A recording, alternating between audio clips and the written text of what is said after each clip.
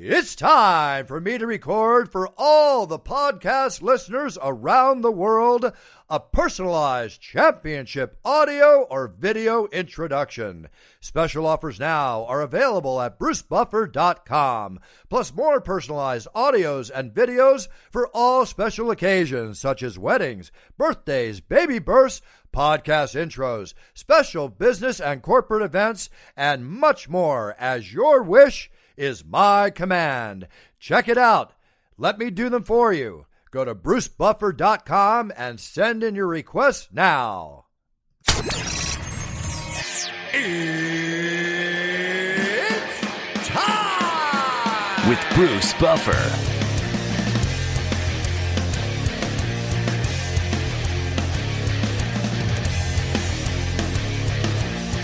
And now, it's time for the voice of mixed martial arts. We are live! It's Bruce Buffer. Bruce Buffer. From the shores of Malibu where the waves are pumping, to the Great Wall of China, and back to the streets of somewhere in the world that the UFC will be coming. We are live. This is It's Time Radio, the show where we talk about what you think about but maybe you're afraid to voice. Do not worry, we will voice it for you. We talk about everything on It's Time. COVID-19, sex, drugs, rock and roll, politics, film, TV, UFC. You name it, we talk about it as far as whatever is happening in the world today, because a lot is not happening. We're going to discuss why. I'm here with my co-host, TJ DeSantis. I'm here with our guest host, many times, monthly, 11 years plus, the beautiful, the sensual, the ever-exciting, the ever-interesting. God knows what she's going to say and what's going to come out of her mouth today, but we're going to find out. It's Sammy Phillips. You're back, Sammy. It's been 2 weeks, but you know what? We wanted you back again. We got to stay close. We got to stay tight. We're all privateering. Not privateering, excuse me, wrong choice of words. We're all sequestered in our homes. I think you need to create privateering. Whatever that is, that's a new movement that Bruce Buffer is going to push. Privateering. Yeah, now you got my entrepreneurial mind working. I'm trying to figure out how to do all this. I'm actually looking up the URL on the website to reserve it right now. I'm just kidding. I'm just kidding. Because everybody listening is probably doing the same thing. Okay, guys, the big news. First off, before the big news, how are you doing since we last spoke? How is everything working with the sequestering and safe distancing and staying at home and all that? Everybody handling it? Everybody doing well? Everybody having any issues? Any gripes? Want to run outside and scream loud, or stay inside and be happy and smile and watch binge episodes of Ozark on Netflix? What are you doing? Who's going first, TJ or me? Ladies first. Oh, well, can I just tell you that I looked up privateering, and it's an actual word, and it means engage in the activities of a privateer. So. Oh, okay. Now, what does that mean? Okay. A privateer is a private person or ship that engages in maritime warfare under a commission of war. Well, wait, the last part again was under a what? Under a commission of war. Well, we are in a war. We are in a war. Yep, there you go. There you go. So we're all privateering. I guess so. Now, the war is winning. The war is losing on many fronts. It's, it's all to be discussed, positive, negatives. I'm happy to see that the curve in New York is starting to be solid, but now they're talking about Connecticut, New Jersey, Philadelphia, the next hotspots coming up. Florida, hotspot coming up. In L.A., the height of the death toll, according to reports yesterday, will be on April 13th with 68. Followed by April 20th or so with 61. And they do expect that possibly it could go down to 8-0 in May. Now, that, as horrific as it sounds good, because that means that possibly we could be seeing some light in May, at least here in California. But there's still so much going on around. I predict in a non-educated way, let's say, I have a funny feeling that we're going to start getting somewhat back to a normality come the end of May, but I don't really see this happening before the end of May. Yeah, yeah. Quite frankly. I kind of think it might go past the summer, but that's the worst case scenario. Well, a lot of people think that, and then you got to worry about next November when flu season comes back because we don't have a vaccine. So there's a lot that yet remains to be seen. But I will say one thing. It's like Dr. Fauci said on the news, and I've said numerous times in the podcast over the last 4 weeks, handshakes are gone forever. I think they're just gone forever. And with that being said, other things will take place.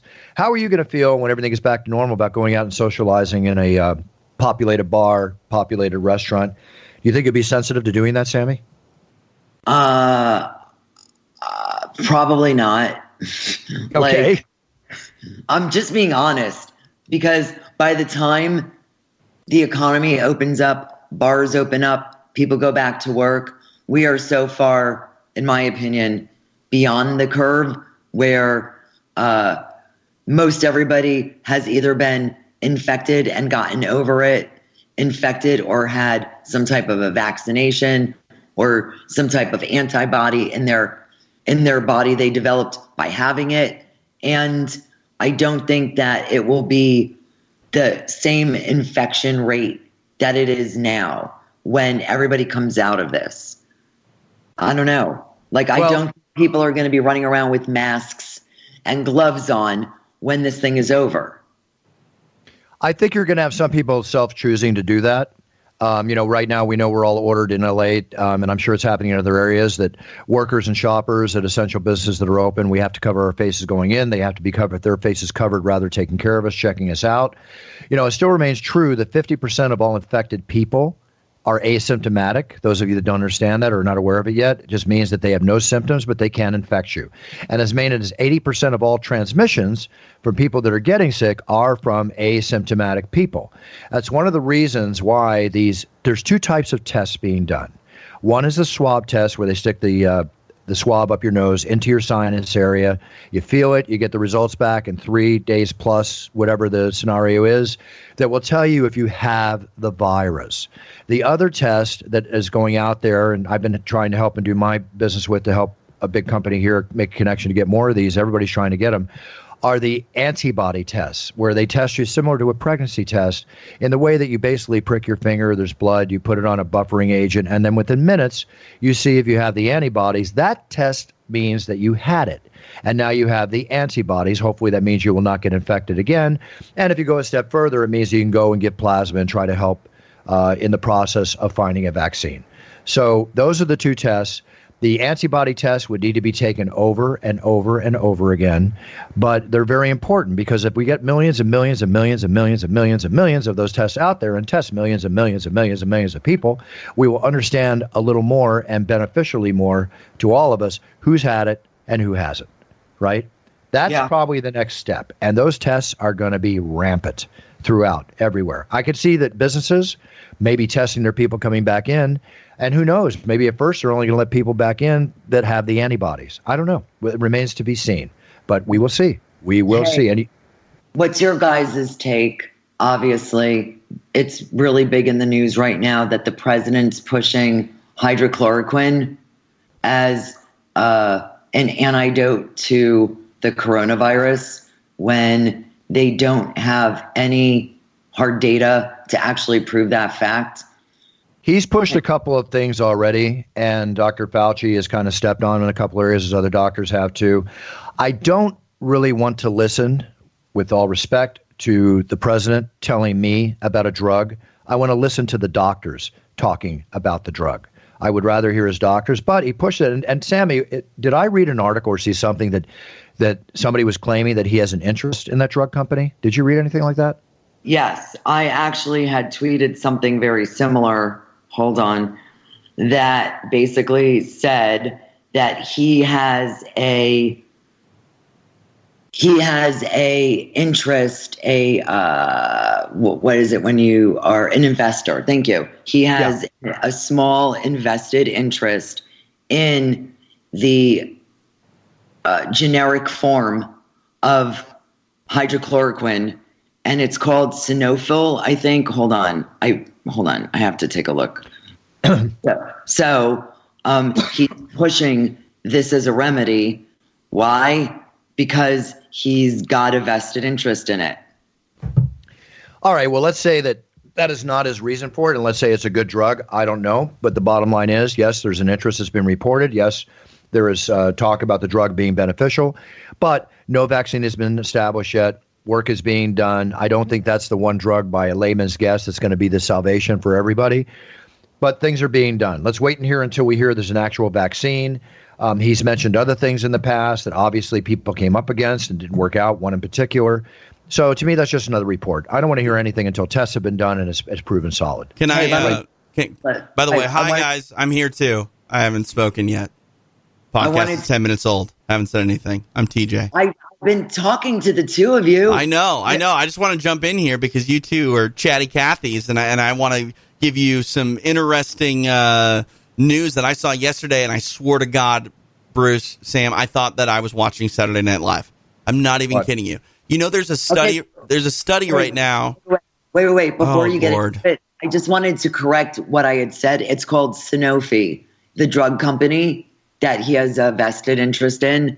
That's the generic for hydrochloroquine. It's called Sanofi, and just do some research and you'll see it for yourself. Go ahead. Usually when they come up with a name like that, it's easier to say than what they actually say, but hydrochloroquine sounds easier than Sanofi? Sanofi. S-A-N-O-F-I. Sanofi. Have you guys seen that they are testing sildenafil? Do you know how to say that word? Sildenafil? Sildenafil. That's the erection drug. That's the correct. That's the I think that's Cialis. Viagra. Viagra. And they are running clinical trials to see how it affects COVID-19. So, well, it affects it like this. If it cures it, but you're walking around with a boner, I don't know if that's going to be very good. We'll be doing distancing for another reason. If it means that I can leave my house without a surgical mask, I'm down. Yeah, a lot of people will be down, if you know what I'm saying. Sammy, did you giggle at that? I was trying to make a joke. Yes, but you'll have to be wearing a sling around your ding-a-ling, dude. Well, if you remember, the Viagra product, Sildenafil, was originally created, was reported in a test, and I think it was done in the military, but it was for the heart. It was to be a heart medicine, but they realized that everybody was getting a boner, and suddenly it took on a whole different meaning. But I'll tell you one thing, if that drug comes out like that for this, then everybody out there that likes to use Viagra, there could be a Viagra shortage. So who knows? There can't be a shortage. You can order it by mail now. Not if millions and millions of people are taking it to prevent COVID-19. I'm just saying. I'm just being just guessing. Look at the freaking toilet tissue shortage that still is happening. Yeah, but there's here's the problem. People are just loaded with it. There's a bunch of people that have a closet full of toilet paper. The demand for toilet paper has not gone up. People aren't pooping more than ever before. They're not. It's just there's a lot of people that have a lot of it sitting at home. Now, the hoarding caused a lot of issues. So I went in the market last week, Bristol Farms Market out here in L.A., doing shopping for my family. I got there just as they were loading all the shelves with toilet paper. Granted, it was a different manufacturer, individual rolls, but there was plenty of toilet paper. You know, obviously people are having a problem with it. It's hard, but hoarders have created that, and we were all scared, and we're still scared, and that creates the hoarding process. So it is what it is, and you got to be a little inventive and go out there and find it where you can find it. What do you mean be a little inventive? Like use not toilet paper? Some people don't use it. Some people, I don't want to get too personal, but use it. One of my friends said that because of toilet paper, the fact they couldn't find any, then they resorted to using towel and warm water and washing and washing and washing. Everybody's got their own ways of doing things, you know. Your quote unquote friends, quote unquote. By the way, friends. We installed bidets in our toilets in our house, which helps a lot. Yeah, that's good. That's one thing I think that the United States could really benefit from this whole COVID-19. The sort of changing of the ideas on if you're sick, you should wear a mask. I think if people do have like a cold or anything like that and they're going out in public, wear a mask. I think for a lot of people in this country, we've had sort of an aversion to that. The other thing would be the acceptance and the idea that a bidet is not just some novel gourmet bougie thing. I think it makes a lot of sense. Everyone should have a bidet. Yeah. All right. Well, let's bet on the bidet. Okay, let's go into another situation here. We all know that UFC was scheduled for April 18th. The talk came out. It was kept quiet until recently, literally within a day or two ago, that it was going to be at the Tachi Palace up here in Lemoore, California, which is a 3-hour drive from me. I did agree. I was on the fence, of course, waiting to get the call, and I did agree to do the show. I did agree to do it on Wednesday, and the show was canceled on Thursday. Dana White came on publicly about it. He got the call from the powers that be at ESPN. They made the decision they made, and now, until further notice, all UFCs have been canceled. So he did say that because Tachi did back the UFC up and they were there for them, that the next California show, according to Dana, will be at Tachi Palace. What a great place. What a great, amazing place. Really deep roots in mixed martial arts. That's where the WEC started. I've called majority of my mixed martial arts cards in my commentating career out there in Lemoore. The fact that the UFC will go there and do a show is something long overdue for that group. Right. And again, I was just going to drive up, and obviously when it happens again, I will drive up, but hopefully not driving up with a mask and going to the room and going to the place and 6 feet away. It was, who knows how the show would have gone. But okay, I was ready to go. I was ready to roar. Now I'm ready to follow the guidelines that we should be following, and that's what we're following. So that's the news for the UFC at this point. And onward and upward. And of course, there's all this talk about the island and all that. And I hear on the inside, this is very serious. I'd love to know where it is, as we all would. And that remains to be seen. It reminds me of the movie Enter the Dragon, when you think back and that we all went to the island. So let's see what happens there. As usual, the UFC will have a tremendous amount of excitement for us in the future. But right now, with everybody, exception of the WWE the other weekend, there are no sports. And that will remain exactly like that. Sammy, one of the things that's been brought up, people that are compromised. One of the subjects that comes up is people that smoke marijuana. And does it bother you? Because I know you love your herb. Does it bother you that, or do you consider yourself compromised because the effect of herb on the lungs, according to reports, is similar to a bronchitis type effect, even though we're not sick, or you're not sick, or whatever the case might be. But they say that if you do smoke marijuana, you have to consider yourself that you should be considered possibly compromised if, God forbid, you ever get the COVID-19 virus. Does that bother you? Do you hear me breathing? Okay, so just listen. Okay. That's me breathing. And I've been like that for about 3 weeks. Yeah. And here's my situation. I don't have a fever. I don't have a cough. I just am having problems breathing. I waited the first week and a half, 2 weeks. I didn't do anything because the hospitals are overrun with truly sick people. I'm older. I'm 54. I probably shouldn't be sitting in a hospital with a bunch of really sick people. So I was like, just, stay home, isolate, do the things I'm supposed to do. Drank a lot of the hot liquids. Oh, by the way, that was like a half bullshit list that I had read on the show a couple of weeks ago. Some of it is good information. Some of it's crazy.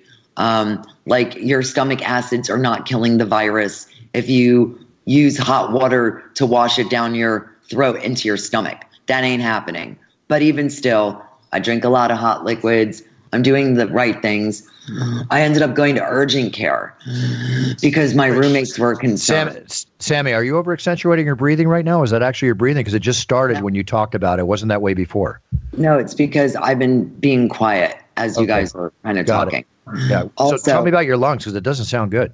Okay. Also, when I get excited, I'm like, it's way worse. Like it exacerbates whatever the breathing situation is. So I go to the urgent care. There's like a porno doctor urgent care center near Penthouse, near where I live as well. I went in and saw him. He took an x-ray. He said, "You look great. You have a small heart. Everything's fine." And I'm like, "But doctor, why can't I breathe?" And he goes, "Well, do you have bronchitis? Do you have asthma?" And I'm like, "No, I have neither." So he scheduled me to go. He wrote an order for me to go to go to an ENT, then a cardiopulmonologist, because he said he had no idea what was wrong with me. Then he called me the next day and said, "I'm going to actually send you for a CT scan." By then, they had closed all the CT places to people like me showing any sign at all. They are not doing CT scans in 5 different facilities in Los Angeles. The only ones that he referred me out to. So as of right now, I cannot get a CT scan. I feel fine other than having some breathing issues. And going back to your whole point about marijuana, I am still smoking a little bit here and there, but definitely way, way, way, way less than normal because I physically can't. So to answer your question, Gotcha. but do I feel compromised because I smoke weed? No, actually, it's the only thing keeping my ass fucking calm. I've heard that. I've heard that from a number of people, including friends that we know, and I understand that, especially during these times. Do you have one of those things you can put on your finger to tell your oxygen level? Okay, so I ended up going back to the urgent care because he couldn't get me in for a CT scan. He said he wanted to do another X-ray on my chest to see if there's any difference. There was zero difference. Both times he put the little thing on my finger and he said that my oxygen level is fine. So He is completely confused. He has no idea what's wrong with me. All right. All right, Sammy, I can hear your lungs. Try to hold the microphone a little bit away. They sound tough. I'm sorry, Sammy. I'm sorry you're feeling that way. That's okay. Let's put it this way. Do you feel better than you felt a week ago? Yeah. Okay.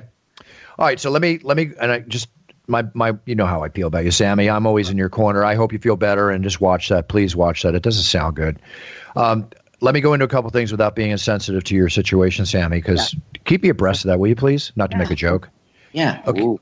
Okay, now the LA beaches were closed here last week too, and one of the key reasons is, of course, is that the distancing and people not coming together.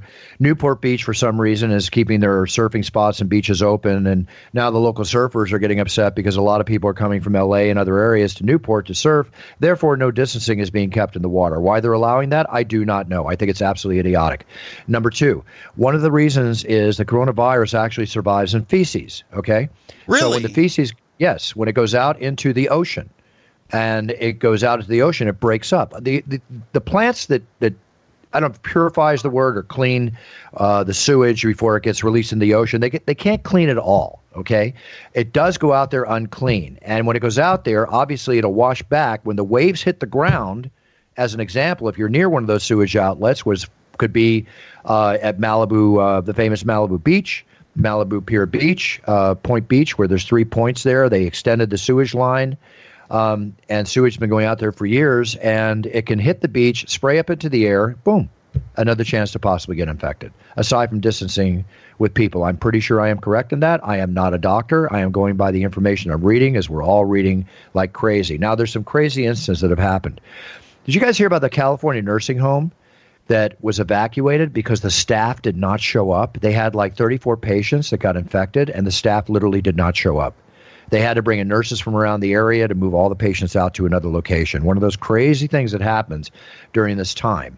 Arizona has declared golf an essential activity. Some people, residents are pissed. Okay, golfers in Arizona can still get in their games, right, amid stay-at-home orders. The state declared the sport essential. People are pissed over that exception. They've laid down new rules in the Grand Canyon State this week, forcing Arizonans to shelter in places unless they had good reason to leave, like for jobs or essential activities, in the order they deem are golf, along with walking, hiking, running, and biking as essential exercises. And many feel that is not going to help stop the spread of coronavirus, which I agree with. Okay, we have to do and sacrifice what we have to do. Okay, guys, let's start talking about the economic effect of COVID-19. Right now, the guesstimate is that the coronavirus pandemic is probably going to force or could force 500 million people into poverty, not in America alone, worldwide. Okay, worldwide. Basically 8% of humanity. Okay, this is the first increase in global poverty that they've witnessed since 1990. This remains to be seen, but a lot of it comes down. As an example, 100 American Airlines attendants as of last week have been diagnosed with COVID-19. Okay, I'm sure other airlines are going through it too. Auto insurance companies now are talking about, or they are, returning. They are going to give back about $800 million to their auto insurance customers because people are driving far less. than during this virus. Basically, Allstate Insurance said it's going to refund 15% of the premiums paid by its customers in April and May, which comes to a total of $600 million. Can't believe I'm not with Allstate. That would be a good thing to be with. Now, four stores that are closing. And I think this is going to be, I'm sorry to say, more rampant. When you think about that this is the worst case we've had since the Great Depression, think about companies like Sears, J.C. Penney, J. Crew, Neiman Marcus. And I'll give you an example. J.C. Penney was already $3.7 billion in debt at the end of 2019. Sears filed for bankruptcy in 2018, and its future has been in doubt ever since. Neiman Marcus filed for bankruptcy because of a $4.3 billion debt load they had, and J.C. Crew is $1.6 billion in debt. That is a recipe for extinction. How are they going to come out of this? How are the stores going to come out of it? And also, other things are happening too. And the next story you're going to like, Sammy, you're probably already quite aware of it. But Corona Beer, who lost money in the beginning because of the correlation between Corona and Corona. Okay, they also make Modelo, which is the sponsor of the UFC. They're owned by Anheuser-Busch, and they make Pacifico beers. Well, all production is stopped, guys. All production is stopped. So I heard they were changing the name. They were talking about changing the name, but I don't know. I know the Spanish name is Coronita, but again, if you change the name, then you got to start building your marketing all over again. How many people are going to know to the shelves that Corona is Babona? They're not going to know if that was the case, right? So there's more economic issues. We all know of people that are out of work. Another situation, they closed the gun stores here in Los Angeles, right? They didn't consider them essential businesses, and there was a flock on ammunition sales and gun sales and everything. Well, the gun retailers have, as of April 1st, they were deemed an essential service by the federal government. All gun stores are staying open, and we all know the reasons why people are doing that. Fear, worried about anarchy in the streets, looting, whatever the case might be. We've heard and seen all the stories. Sammy, here's a story that I want to get your comment on. They're trying to help people out there with bailouts, assistance, whatever, right? The small business bailout open bill excludes, the one they put forth, it excludes legal sex workers, including strippers, porn performers, directors, producers like you, sex toy manufacturers, and more.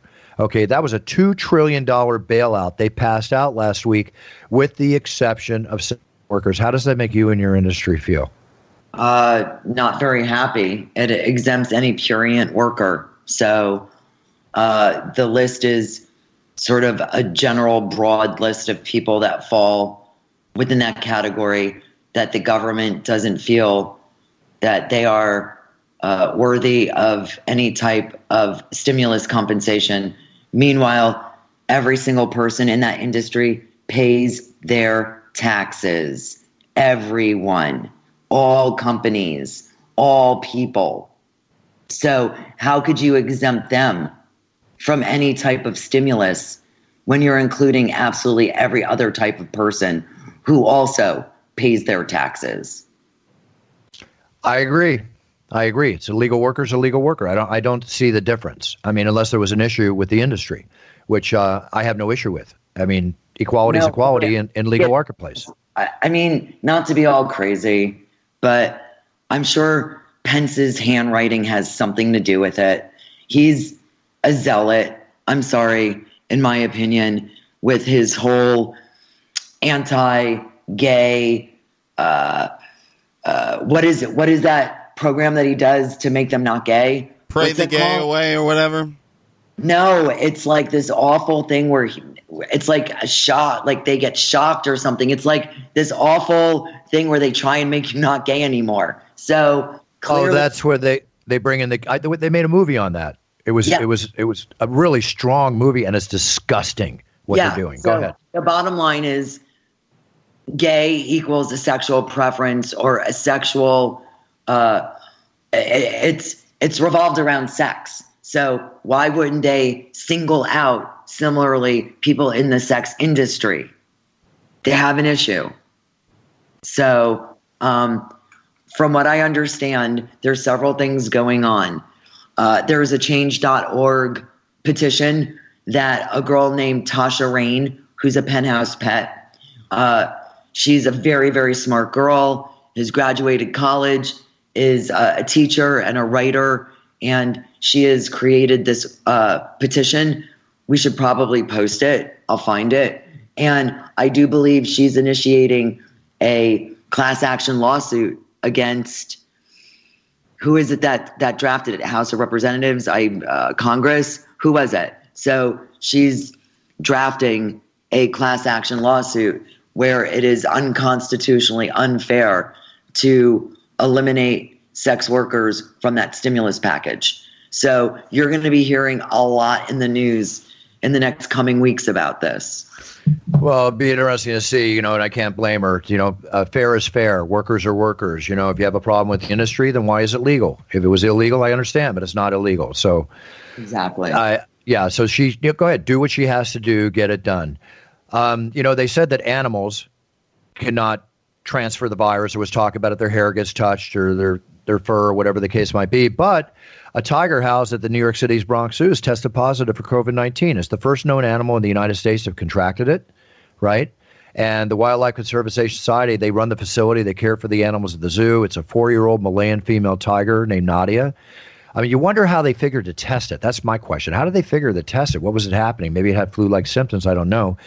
But they show that not just her, but other animals have shown symptoms, COVID-19 symptoms of late, which was 3 other tigers and 4 lions. They developed a dry cough. There we go. That's how they saw. And they're all expected to fully recover. And now they're going to test all the other big cats. No, please go ahead. I have to jump in on this because coincidentally, and I think I brought this up to you, Bruce, last year, one of my cats, I have 4 cats, and one of my cats started doing this like weird wheezing, almost like she had a hairball and she was trying to get it out like this weird noise. So it was persistent. It didn't go away. I took her into the vet, did blood work, the whole 9 yards, x-rays, everything to rule out potential problems. Turns out she had coronavirus. She had coronavirus last year before people, quote unquote, had coronavirus. Apparently, it's very common in cats. The way it was explained to me, it is transferred in litter boxes through feces. That basically coronavirus in cats is the same as herpes in humans. Every 3 out of 4 cats have it. If your cat was a feral cat, a rescue cat, a cat from the street, bar the purebreds, any other cat most likely has been exposed or has coronavirus in their blood. So when they come out with news that a tiger or a lion has it, well, duh, of course they do. There's an animal version that's been around for a really long time. Yeah, well, basically they're 500, 2,000-pound versions, whatever the weights are, of cats. 500-pound versions of cats, Right. It's amazing. But I don't believe everything that I've read that, and even my vet had told me last year, the cat cannot transfer their brand of coronavirus to us. Right. But they did say, there was another article that was brought out this week, medical article, that if you do have cats, keep them inside during this period. Yeah. They said definitely keep them inside, which has to do probably with what you're saying also. Right. All right, listen, a couple of other things I want to go into here before we start signing off. Sammy, you like football, don't you, Sammy? Yeah, I haven't really been following it. I mean, there's nothing to follow, but it's okay. But the point I wanted to put it, the man that's responsible for the longest field goal ever, he used to play with the Eagles and some other people. I forget the exact team, Kansas City, whatever. His name, Tom Dempsey. TJ, ever hear of Tom Dempsey? Heard the name, don't know anything about him though. He's a legendary NFL kicker that had a deformed foot. Right, he was born without toes on his right foot, without fingers on his right hand, but he had specially designed shoes, and he holds the record for the longest field goal in history still. He just passed away from the coronavirus at 73. My best wishes go out to him and condolences to him and his family, his loved ones. That's go out to everybody of people that are suffering. It even came out, too, that Rose Namajunas, TJ, you read this. She backed out of UFC 249 before it was canceled, and people wondered why. I thought, could it be fears over corona? Well, of course it was fears, but really she lost 2 of her family members to the virus, and she wanted to be with her family. 2 of her members passed. That's horribly sad. It's horribly sad. Horribly sad. That's why. Oh, sorry. I didn't No, mean go to. ahead. Go ahead. Go I ahead. was going to say, speaking of football, you guys heard about Robert Kraft, right? Yes, with the flying over the masts and everything. Yeah, which I thought was really cool. And when that kind of came out a couple days ago, I was like, why aren't more people in that type of position doing stuff like that? Like, why aren't people using their private planes and flying over and picking up supplies and flying them back in? Well, you think about that, and there's a lot of rich celebrities out there, a lot of people that can do a lot. And I'll give you an example of some that have donated, that have done things. Okay, and basically, one in particular is the Twitter CEO, Jack Dorsey. Jack Dorsey. God, yeah. Yeah, Oh, Jack. yeah. He donated $1 billion. $1 billion. I'll give you a couple others. Italian designer Giorgio Armani. He donated $1.4 million. Okay. So, it's like it is happening out there. There are celebrities out there that want to, do stuff for people. I think Rihanna donated a bunch of money, others that you read about.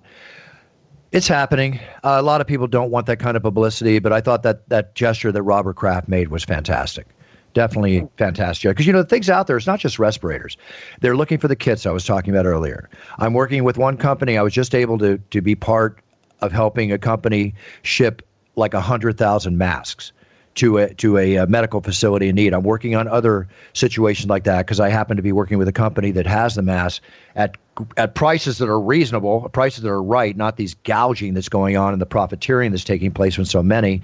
But people are out there. Even Governor Cuomo, he put out a public notice. He wants to hear from people that can supply him masks, gowns, respirators, kits, the facial shields, all that kind of stuff. It's just not out there. They're not out there to be gotten. And people are making and profiting off this for the wrong reasons. I mean, it's important to get them out there at the prices that are reasonable. 3M right now is just putting forth a huge lawsuit against a company that was overcharging for the N94 masks, like to the tune of about $7 a piece, right? Wow. And so they're actually taking it upon themselves to sue them. It's interesting that they would do it and not the government would go after them. But you're going to like a third party vendor, and they probably have rules where they can't mark it up more than the parent company or whatever. I would agree with you on that, and however that plays out, because the middlemen that jump into this, right? There's one company that makes it. There's the people that buy it. There could be as many as 2, 3, 4, 5 middlemen, and they're getting it to that company. Why? Because they're profiteering. They're profiteering on it. So, buy smart. There's times. Did you see what Elon Musk put out on Twitter the other day? What did he put out? He's basically like, if you're within the Tesla shipping area all around the world, let us know if you need ventilators. We have ventilators. We will ship them directly to you. He's talking to hospitals. The hospitals, not to individuals. Yep. Right. But I mean, not too many people are in need of ventilators at their home. But I thought that was amazing. And I know there are a lot of other companies that, manufacture other things that are, turning their attention to making ventilators. Let me give you a couple other. George and Amal Clooney, $1 million they donated. Rachel Ray, the TV talk show host, donated 4 million meals to pets affected, right? Mm-hmm. Very interesting. So people are stepping up. Oprah Winfrey donated $10 million. Okay? I love seeing that, right? Mm-hmm. Ryan Reynolds and Blake Lively, the couple, they donated $1 million to Feeding America. Donatella Versace, 200,000 euros. Okay, that doesn't seem like a lot compared to the others, but it is. It's 200,000 euros, okay? They don't need to do anything. Yep. Yeah, they don't need to do a word. It's like Uri handing out $15. It doesn't matter. You did it. You did something, okay? Shawn Mendes, $175,000. I can go on and on and on. So people out there are trying to do what they do, and that's good. All right, let's take a step out. Let's talk about how we're getting through this and enjoying ourselves, living through the day. We're talking about COVID-19, but also we got to talk about what the feel-good parts of this time are. Time to spend with your family. Me personally, obviously I'm sequestered. I see a good friend of mine who's sequestered also. We're sequestered together, and my mom down the street, my brother. Wait, what? Whoa, hang on. He kind of glossed over that, right, Sammy? No. Yeah, hold on. Wait. So, did I hear this right? You, Bruce Buffer, are sequestered with a good friend. Sequestered. I'm sequestered. My friend either goes to their house and back here, and that's it. That's it. Right. So you're isolated with one another. Isolated.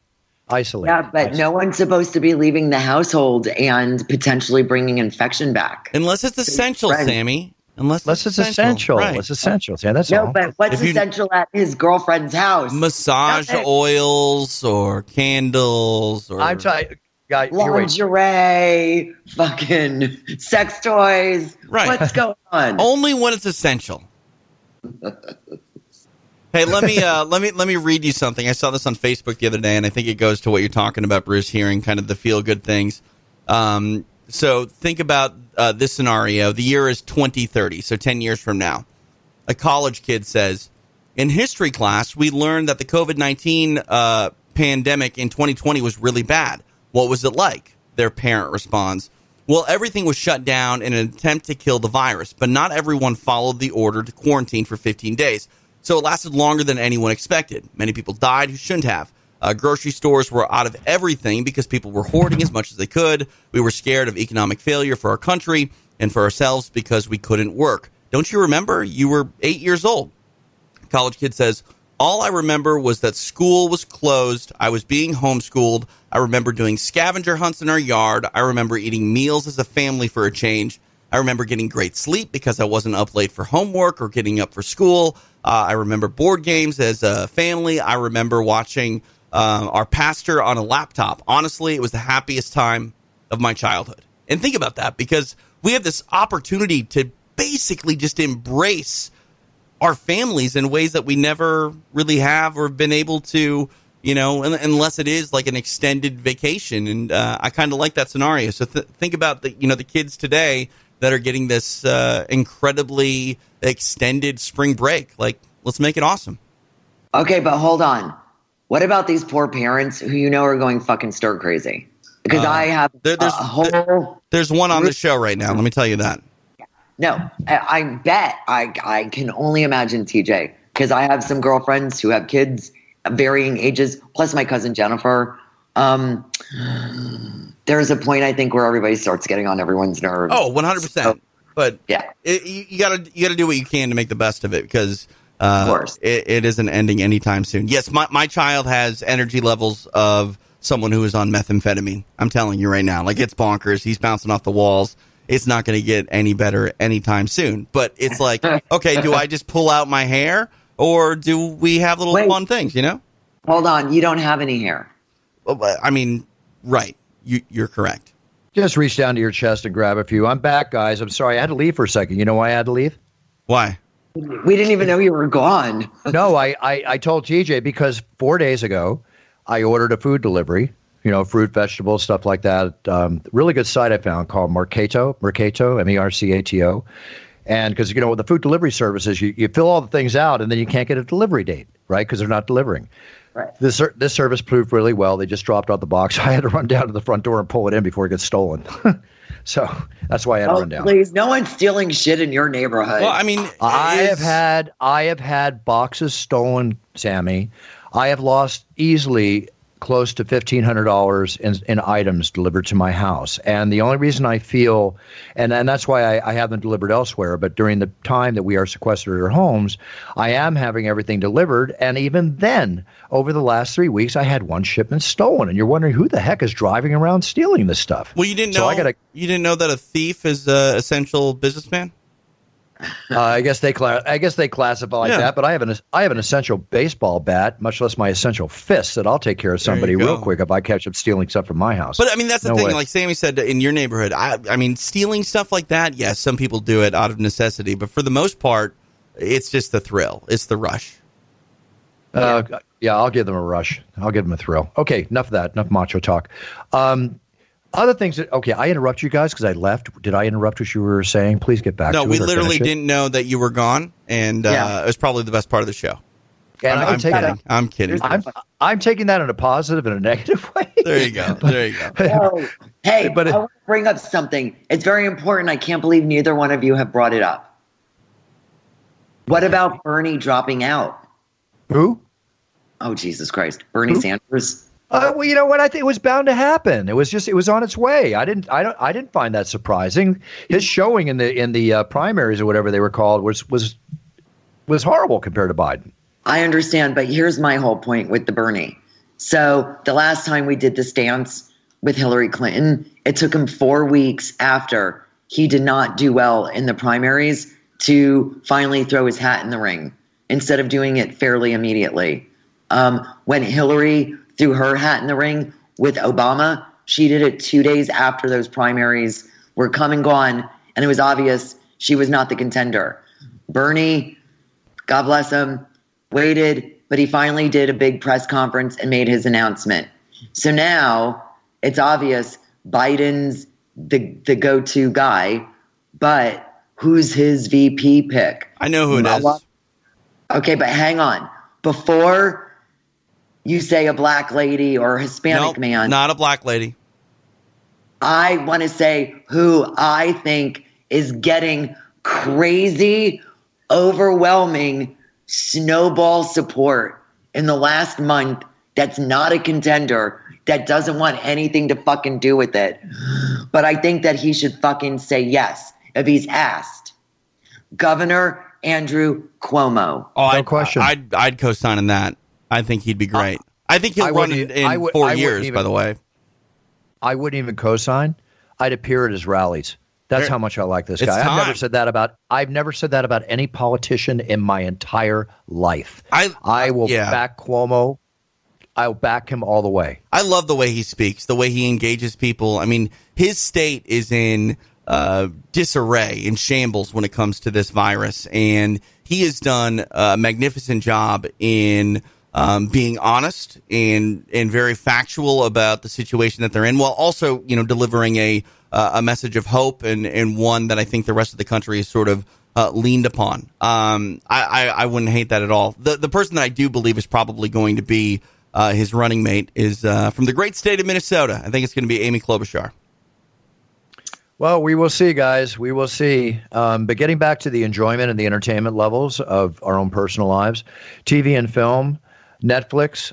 Guys, I forgot if I told you, TJ. Maybe I did. I don't think I told you, Sammy. I watched the entire Tiger King series. Oh, I loved it. Loved it. Yeah, excellent. There's another episode coming out, right? Yes. Yeah. There's so much publicity. There's more of another episode coming out, and also they're talking about the movie whenever movies start getting made again, and they're already talking about who will play them, and everything's been said from Kevin Bacon to David Spade, who has the face but not the physicality body-wise, and others to play. And they're talking about other people for other roles. They're even talking about Charlize Theron, how she is such an incredible actress, which she is, and has played a man before, that she could play Joe Exotic too from that show. Now the other show that I'm binging on right now is Ozark. That is awesome. I haven't seen episode 1 of season 1 yet, but everyone's telling me I need to.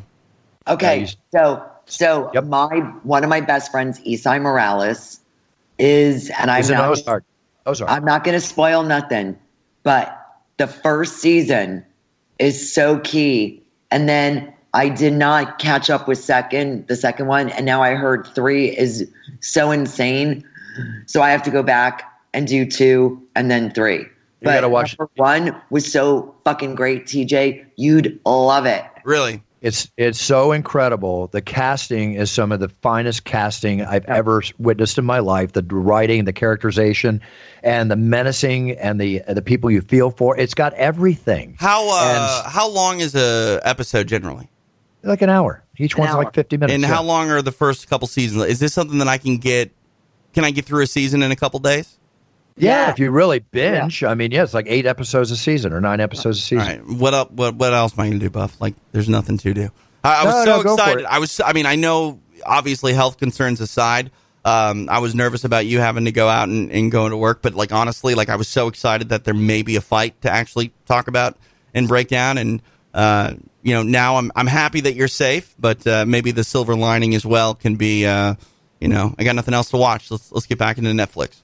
There you go. Get back into Netflix. Speaking of the UFC again, it's funny because leading up to when they said they were going to do it, and when I had to make my decision about when to go, which I said yes I would after much consideration about different things and how it be handled, nobody really texts me. They text me like, "Oh, it's on." After it was canceled, I got a huge amount of texts and phone calls from people saying, "Thank God, I was so worried about you, Bruce. I didn't want you to go." They didn't say it before, right? But when it was canceled, it was like, "Thank God." They don't want to worry you. I mean, I felt the same thing. And you basically told me, when it wasn't happening, that you had planned on going. I just assumed that you were going no matter what, because, I mean, UFC numbered event. Bruce Buffer's going to be there. You have no choice. But the idea that, we can reach out and tell you we're happy you're not going. You don't want to do that when you are going, because, I mean, you're just a shitty friend if you're making someone stress more than they probably already are. Well, speaking of stressing, guys, it just came over the wire. The LA Stay-at-Home Act has now been extended to May 15th. Oh, and so I mean, I agree with it. It's just, oh my God, that's like so far away. It's 3 more weeks. I mean, I hate to say this. 4 more weeks. I hate to be pessimistic. I think Sam hit the nail on the head. Life is probably not going to get back to normal until after summer. I've heard from a variety of people that have much more, ins and outs with people that make decisions than I do, that sports are just not going to be a thing until August. And that's a bananas proposition to sort of swallow. I mean, no baseball season. The NFL should start on time. Hockey's done. The NBA is obviously done. I mean, it's going to be very, very strange. There's no World Series. No World Series. What about Fight Island? Yeah, I mean, here's the thing about that, Bruce. Anything's possible, and if anybody's going to make anything happen, it's Dana White. Dana. Yeah. But just think about the infrastructure that needs to be somewhere to put on a fight. It could be an island, but it's going to have a legitimate hospital. It's not going to be able to be like a pop-up tent. These places do exist. It's not going to be an island per se, like you and I think a private island's going to be. If Dana White gets it done, it's going to be on maybe an island, but it's also its own sovereign country that has infrastructure. It's not going to be anything like that. What about, and there was people quoting this, that it could be Epstein Island? Oh God. Come on. I've seen numerous. No, I'm not saying that's from the UFC. It's just people are trying to guess. So they go, "Well, what a great Epstein Island." Well, I don't. I mean, what? That's a real place. Is it the Virgin Islands, something like that? U.S. Virgin Islands.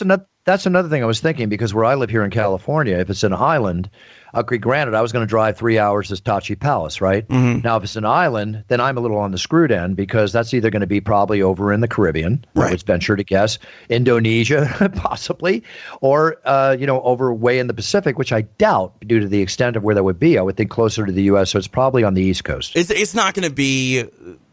I don't know. I don't know either. I have no idea. Epstein Island, that was in the U.S. Virgin Islands, no? I do not know. Have to be checked. So, I mean, if it's U.S. territory, no, it's not happening, because the U.S. is shut down. There's a reason they were going to Tachi, because it's tribal land. And the island's farther away. So who knows? You know what? It's just, we just got to prepare, wait and see. And I got to listen. I got the call. I said yes. You know how I am. I mean, but it's safety first, family first. I believe that if the participants are willing and it's done in a closed environment, the UFC should absolutely do a show. I think, though, that, no offense, Bruce, don't take this the wrong way, because I don't mean it this way. You are very, very necessary to a fight experience, but any unnecessary personnel should not be in the building. I'm sure you would be more than happy to do your introductions in the safety of your home and have it recorded and played at the Apex. The problem is you can't do a show in Nevada. I think that if this goes on for considerable amounts of time, if they can do it to where we can get even just 3 or 4 fights in on a night and we're not putting anybody at risk, then they should be able to do that. If everyone that needs to be there can be there and is willing, and it's not putting anyone in danger, by all means, we should have a fight night. But the whole bells and whistles, Bruce Buffer roaring, the big long walkouts, all that stuff, that's not going to be a thing for at least 5 or 6 months. I can't argue that fact, and we're all sitting back waiting to see. I mean, I had no problem. I'd have no problem appearing in front of a green screen or doing whatever, but I'm not the powers that be. I'm the media mercenary. They point, I shoot. It's just the way it goes. So I got to wait to see what Just like James Bond, when M calls him and says, put the tuxedo in a bag and get on the other side of the world and do what you got to do. I got to wait for the call, man. Well, did Bond have to wear a tuxedo? No, but he's a classy guy, and he always had one with him. All right. See, Buffer needs to wear a tuxedo. Yeah. Preferably one that is eye-catching and jaw-dropping. Yeah, of course. I got plenty of time to figure out a new tuxedo for the next show. Look, we're all up in the air. We're all getting and doing and handling this as best we can, and we'll see. I just hope everybody out there is doing well financially, everything that's the obvious, and handling the situation. Let me give you a couple of lighthearted stories. Lou Gehrig's bat. His bat he used now has a new owner. $1 million was paid for Lou Gehrig, the great baseball player for the New York Yankees bat. Amazing. LeBron James jersey. Hey, real quick on the bat front, is it a bat from any specific occasion, or is it just a bat that was linked to him? It was the bat that he first started using during his college days at Columbia University, and he continued to use it when he played at first for the Hartford Senators, and then in his early New York Yankee days. So you're talking about like the first bat he ever used pro ball. What's amazing to me is a baseball bat lasts about 6 at-bats nowadays because they're always breaking. Apparently, he used this for multiple years. That's amazing. It is amazing. Sometimes, like an old house built in the 50s, it's much more sturdier than some of the ones built today. Don't make them like they used to. They don't make them like they used to. Okay, LeBron James rookie jersey. His rookie jersey hit the auction block. And this is like the very first worn game jersey he wore in the NBA. So how much do you think that they think it could sell for? What do you think? I'll say $250,000. Sammy? Say that again. I knew she was. To Sammy, it's just like a rag that's going to be used to wash the car eventually. LeBron James jersey, Sammy, the game-worn jersey, his first NBA jersey he ever worn. What do you think it's going to sell for? It's on the auction block. Oh. TJ says $250,000. 750,000. Close.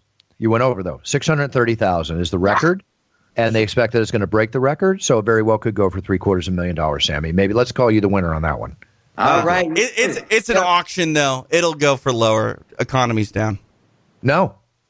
And I'll tell you why. I disagree. I believe it will go for more because one thing that Brian's pointed out to me, and I pointed this out on the show last week, certain people buy these things, okay? In times of recession and depression, the items that retain their value like gold bricks, and this has been reported by the Wall Street Journal many years ago when I was a teenager, and it still stands true. Numismatic coins and stamps, antique collectible weapons, guns like I collect, vintage sports memorabilia and collectibles, if you buy them right. For some reason, they maintain their value. Brian has sent me eBay reports over the last couple weeks. Michael Jordan's second-year rookie card selling for more than ever. Other cards going out, selling at an increased price. Or they're selling at what they were selling for, but they're selling. Okay, we haven't seen a drop in the collectible market. Granted, there might be less buyers because of what's going on, but this is a time, if you understand the collectible industry, and I got to get Brian again, as we said for many years, on the show to talk about it.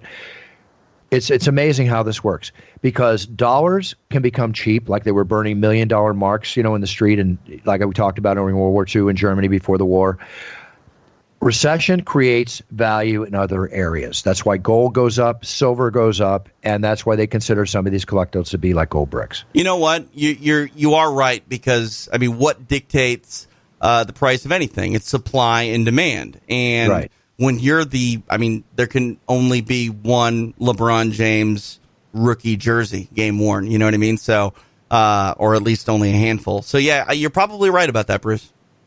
Well, I would like to think I am right because it's a big area that Brian and I, my family, have been involved in. But we really need to do that show when we can actually socially distance closer than 6 feet and maybe be in the same building. We should get together and do a show with Brian. I loved that birthday show that we did. Heck, how long ago was that? 3-4 years ago now? It was 2 years ago. I love that show. Yeah, that was a great show. Well, thank you very much again for that, too. All right, guys, one last note before we go on with a little feel-good story. It actually makes me feel good. You do remember that Michael and I came out with our Ready to Rumble boxing video game back in 1999? I saw this. This is so great. It's so amazing. ESPN asked gamers about the best video game star Dreamcast fans ever played and that reigned supreme. And you know who it was? along with 7 other Afro Thunder from my Ready to Rumble game. And Bruce, Afro Thunder. That character sticks out in my mind so much in middle school, early part of high school for me, because that was the party game. Like, a lot of people sit back and watch other people play video games. Kids, 15, 20 years ago, everyone actually wanted to play video games and didn't want to just watch others play video games. And that was the go-to game, because it was a game where you could just pass the controller around. You could have a good time. We used to have Ready to Rumble boxing tournaments at my buddy's house on Friday nights, and there was definitely a few boxing matches that almost came true to life because people were arguing over who was going to be Afro Thunder. I love it. Call the doctor. Oh, man. Yeah, I loved it. And you know what it did? The guy that created Afro Thunder that was on my team at Midway when we created the game, his name is Orpheus, right? And he was the model for Afro Thunder, and he also did all the sound, the voice, and everything else. And we still have rights, okay? So I was just on the phone with him today. I go, look at this article. We've been trying to revamp the game, and this actually's put a little more fire under our butts. I've got an idea. You can have it right now, okay? Because you own everything probably with it. We need a prequel to the game, and we need to play the game through a story mode as Afro Thunder. That could be great too. What we do need, though, before we need anything, is I need a developer to work with, and I've already got. I believe I'm working on it, TJ. I'd only talk about things before it happens, and right now it's going to be a long road. But when I make it happen, I predict I will come out with Ready to Rumble Boxing #4, probably the best arcade style boxing game for shit and giggles in so many years. Just like what was the other one? Punch Out. Punch Out, the modern day version. Yeah, Punch Out and Tyson's game. I just love it. The thing about Punch Out is it was definitely an 8-bit game, and any time that there was a couple adaptations to it, I think it came out again for the Wii, but it was too new school. Do you know what I mean? Like, Ready to Rumble was, like you said, the Punch Out for like the next generation. And right. and I can't wait to see the next incarnation whenever it may be. Punch Out just wouldn't work, though, I think personally, because it was such a nostalgia, part of a generation, where Ready to Rumble, there's a lot more flexibility to that game, I think. Yeah, Punch Out would be like bringing back Pong. Right, you can't do it, yeah. Can't do it. All right, guys, Sammy. Yes. You got the floor, baby. Go finish up. Tell us what's up. I wanted to just share a couple of things that I've been watching on TV as well. Just that I thought, let me throw them at you. So I rented, whether it's Amazon Prime or Fandango, pay-per-view. You can rent like movies that are in the theater or the new releases, et cetera, et cetera. There's a movie called Queen and Slim. I fucking loved it. Look it up. It's basically a movie about a young black couple who meet on Tinder, go on a date, and the rest is just like the worst thing that ever happened to both of them. They end up on the run, killing someone. Don't give it away. Don't give it away. We got it. No. So there you go. Queen and Slim. There's another one that's one of those sort of funny-ish horror movies called The Hunt. Yes, I saw it. It's so good. It's so fucking good. Yeah. Because basically it's a bunch of liberals, and it pulls the piss on liberals. It pulls the piss on typical Trump supporters.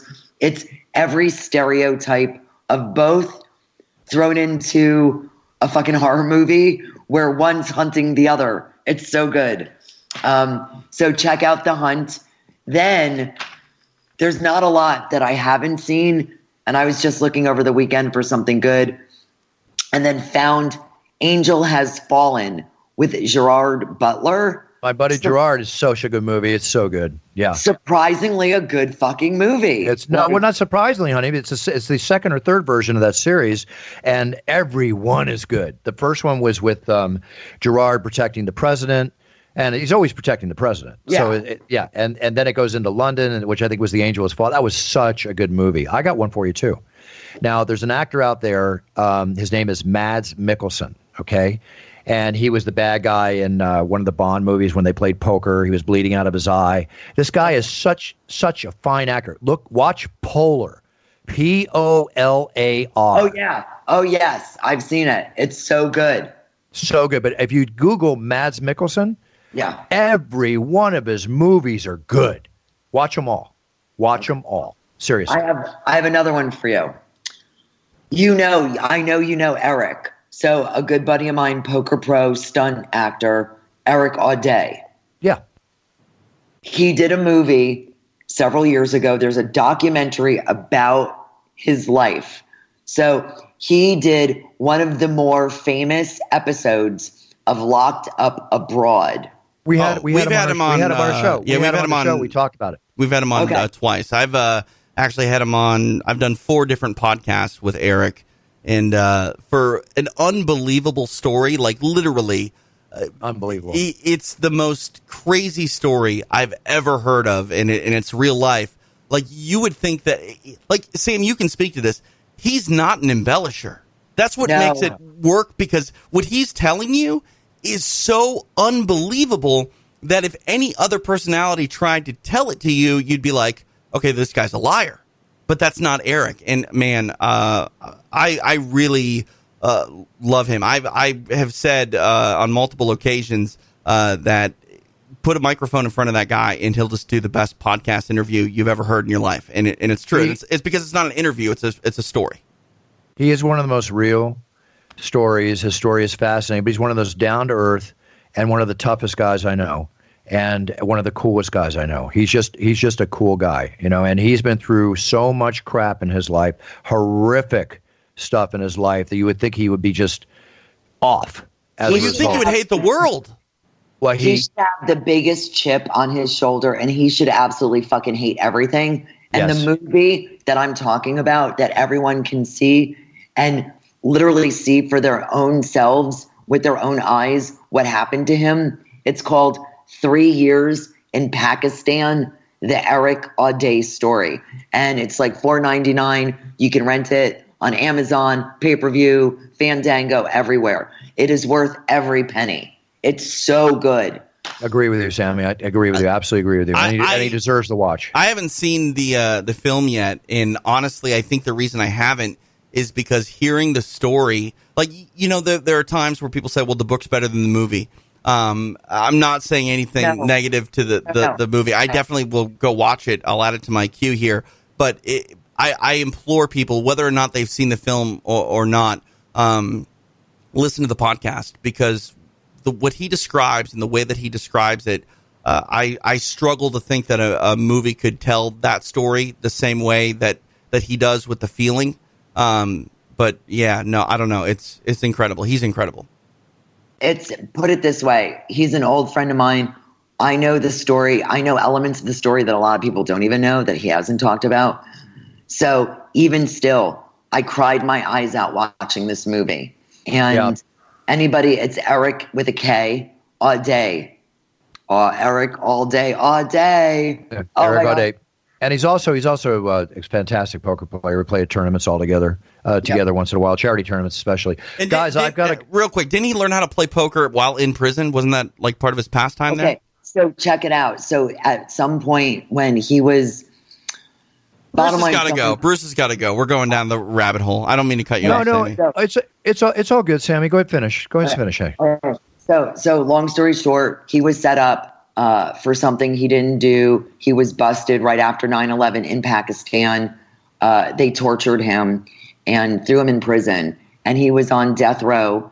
And his roommate, the guy next door to him, was the only person in prison who could speak English. His name was Murad. They became best friends. He taught him Texas Hold'em poker. And that's where he learned how to play. Very cool. And he went in there just an innocent man, and he ended up leaving prison a killer, literally a killer. Yeah. And this story, it's so fantastic. Guys, it's like a total guy story. So if you're listening, check it out. It's so worth it. And I will say to that end, it is like a total guy story, but it's also a real, because like I don't like the machismo type of stories. Like it repels me. His is authentic and honest to a point where don't get turned off if you don't generally like quote unquote guy stories, because his story, I would classify it the same way, Sammy, but it is one of a kind in the most truest form. Yeah. And then one last thing, Westworld. The new season of Westworld's out. And if you like Westworld on HBO, the season's fucking great. They lost me All halfway right. through the second season. Lost me. It lost me. I made it through the second season. I thought it wasn't as good as the first, but as most TV shows are, I'm looking forward to the third season. And I'm with you a little bit on that, TJ. But this season, I tried 2 episodes, Sammy, and as well as it's being made, it just didn't grab me, didn't catch me like the other one. But you felt that way about Ballers too, Bruce. Remember the last season of Ballers? You didn't like the first couple episodes, and then I think you. But then I really got into it. Yeah, but this one, it's just all over the place. But if you don't watch it, it's hard to talk about it. But it's so well done. There's no question. It just didn't grab me. You got to pay attention to that one. You can't like have your phone in your hand while you're watching episodes. I pay attention to everything. I'm not saying that you don't. Like I ended up like missing 3 weeks one time and tried to come back to it, and like it wasn't making any sense to me. You got to stay with it. I've already watched the last episode 3 times because I keep putting it on in the background while I do shit, and I walk away and I come back and I'm like, fuck, I have to rewind it. So then I just end up rewatching it. Cool. So yeah.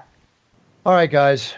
I've got a conference call starting here in 5 minutes. I've got to prepare for. I'm sorry. Why don't you tell everyone to like be a sphere to their influence? I will or take something. care of it. Don't hold on. Don't make fun of my motivational. I wasn't making fun of it. I love it. I just see this is why you say it and I don't, because I just say be a sphere to your influence. Okay, can I just, before we sphere and influence, it's Sam's Pajama Party on Instagram, The Single Life on Twitter, Sammy Phillips, SAMMY on Facebook. Boom. Done. Boom. Go ahead, TJ. At TJ DeSantis, patreon.com/between rounds.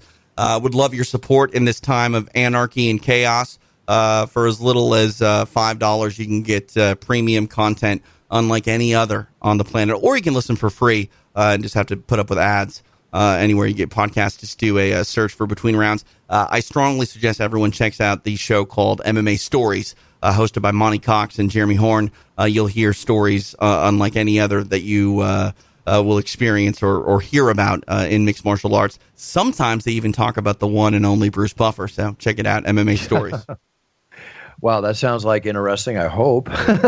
Oh, I got one for you guys. Tune in on Monday the 13th, and look at ESPN. I got word there's going to be something very surprising there. Big day for Michael Buffer and Bruce Buffer. We are being honored with a big story by ESPN magazine on next week. Yeah, so very excited about it.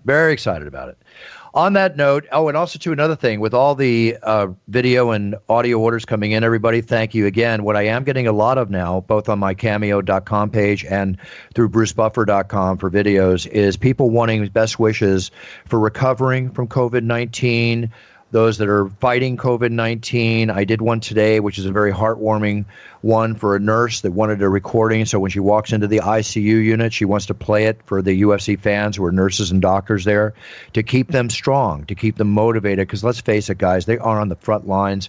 1 out of 10 of them are being infected. Anybody on the front lines, which goes from doctors and nurses to grocery workers to gas station workers to anybody out there working essential businesses so we can stay alive and do what we have to do properly. Again, all my support, everything goes out to you. I get all these different requests, and I'm happy to fulfill them all. Thank you so much. Just go to brucebuffer.com, send in your requests. Kristen will respond, and we'll get them done for you. All right, Sammy, love you. Thank you for being on the show. TJ, love you too, brother. Thank you. Both of you, please stay safe, stay sane.